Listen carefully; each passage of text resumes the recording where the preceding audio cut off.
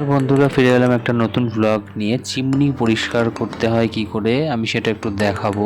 তো আমি নিজেই চিমনিটাকে পরিষ্কার করেছি। দেখো বন্ধুরা, চিমনিটাকে খুলেছিলাম। তো খোলার পরে মেন যেটা পরিষ্কার করতে হয় এখানে লাগে, আমি তোমায় কি কি বলে দিচ্ছি।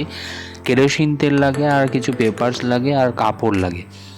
তো তুমি দেখতে পাচ্ছ, দেখো এখানে আমি মা সবাই মিলে মানে ঘন্টা তিনেক তো লেগেইছে আমাদের এটা পরিষ্কার করতে। সব আমি পার্টসগুলো খুলে দিয়েছিলাম। আমি কিছুটা পরিষ্কার করেছি, মা কিছুটা পরিষ্কার করেছে, আর বোনকে দিয়ে আমি ভিডিও করিয়েছি।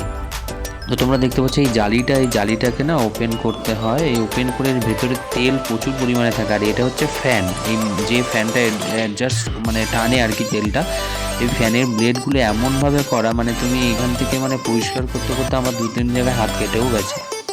তো লাইফের ফার্স্ট এক্সপিরিয়েন্স আমি করলাম, যে মানে বাইরের কাউকে না করিয়ে আমি নিজে আর কি করব। তো আলটিমেটলি আমি সাকসেস হয়েছি। অনেক টাইম লেগে গেছে, ওরা যতটা প্রফেশনালি আমি অতটাও ভালো করতে পারিনি, বাট তাও ভালো পরিষ্কার করেছি। দেখো ফ্যানটাকে পরিষ্কার করে মানে প্রচুর ময়লা বেরিয়েছে বলতে ইন দ্য সেন্স ওই সর্ষের তেল যেগুলো আর কি রান্না করা হয়, রান্নার তেলগুলো এত পরিমাণে এর সাথে জড়িয়ে থাকে।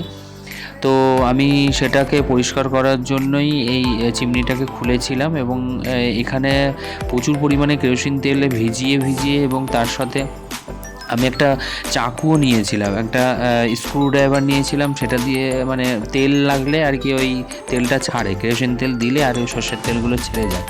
তো এইটাকে আমি খুলে দিয়েছিলাম, এই উপরের যে এই জালিটা খুলে দিয়েছিলাম মাকে পরিষ্কার করার জন্য। তো মোটামুটি ভালোই পরিষ্কার করেছি। বন্ধুরা বলো কেমন হয়েছে, তোমরা বাড়িতে ট্রাই করে দেখো। দেখা হবে পরের ভিডিওতে। Bye bye.